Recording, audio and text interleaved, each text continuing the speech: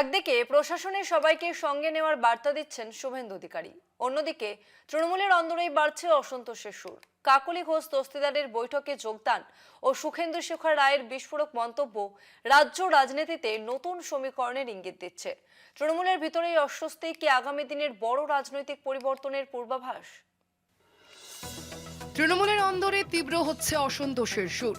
একদিকে গুরুত্বপূর্ণ সংসদীয় পদ ছেড়ে শুভেন্দু অধিকারীর প্রশাসনিক বৈঠকে হাজির কাকলি ঘোষ দস্তিদার, অন্যদিকে সমাজ মাধ্যমে নৈরাজ্যের অবসান লিখে কার্যত বিস্ফোরণ ঘটালেন প্রবীণ সাংসদ সুখেন্দু শেখর রায়। কল্যাণীর প্রশাসনিক বৈঠকে এক নতুন রাজনৈতিক সংস্কৃতির নজির গড়লেন মুখ্যমন্ত্রী শুভেন্দু অধিকারী। বিরোধী দলের সাংসদ বিধায়কদের আমন্ত্রণ জানিয়ে তিনি বুঝিয়ে দিলেন, উন্নয়ন কোনো দলের একার সম্পত্তি নয়, প্রশাসন সবার। সেই কারণেই তৃণমূল সাংসদ ডক্টর কাকলি ঘোষ দস্তিদার, স্বরূপনগরের বীণা মণ্ডল, দেগঙ্গার আনিসুর রহমান বিদেশ এবং হারবার আব্দুল মাতিনের মতো নেতারাও উপস্থিত ছিলেন তার প্রশাসনিক বৈঠকে। আর এই ঘটনাই বাংলার রাজনীতিতে এখন সবচেয়ে বড় বার্তা। প্রশাসনটা সবার, কোনো দলীয় কর্মসূচি নয়। মুখ্যমন্ত্রী শুভেন্দু অধিকারী কাকলি ঘোষ দস্তিদারের এই বৈঠকে যোগদানকে স্বাগত জানিয়ে তার প্রশংসা করেন। তিনি বলেন, মানুষের পাশে থাকার মানসিকতাই বড় গুণ। অপোজিশনের এমএলএরাও যুক্ত হয়েছিলেন, তাদের মধ্যে একজনকে বলার সুযোগও আমরা দিয়েছি।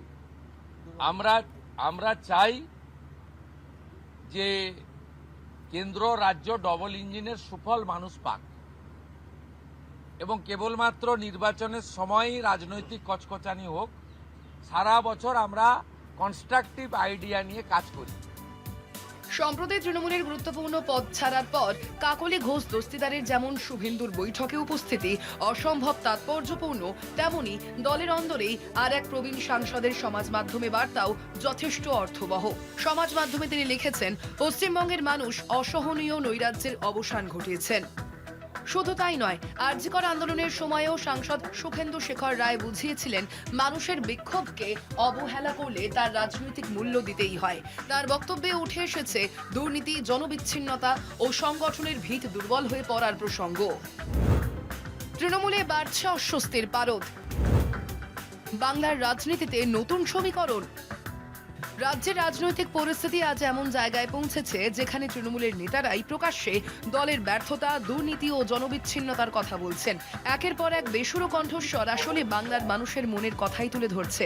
মানুষ বুঝে গিয়েছে, পরিবর্তনের নামে যে সরকার এসেছিল সেই সরকারই আজ ক্ষমতা, দুর্নীতি আর দমননীতির প্রতীকে পরিণত হয়েছে। শুভেন্দুর কৌশলে চাপে তৃণমূল। 2026 সালে শুধু আরেকটা নির্বাচন নয়, এই নির্বাচন বাংলাকে তোলাবাজি, দুর্নীতি, সিন্ডিকেট রাজ ও রাজনৈতিক সন্ত্রাস থেকে মুক্ত করার লড়াই। আর সেই লড়াইয়ে আজ সবচেয়ে শক্তিশালী রাজনৈতিক মুখ শুভেন্দু অধিকারী।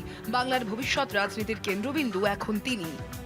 কনক দাশগুপ্তের রিপোর্ট, কলকাতা টিভি।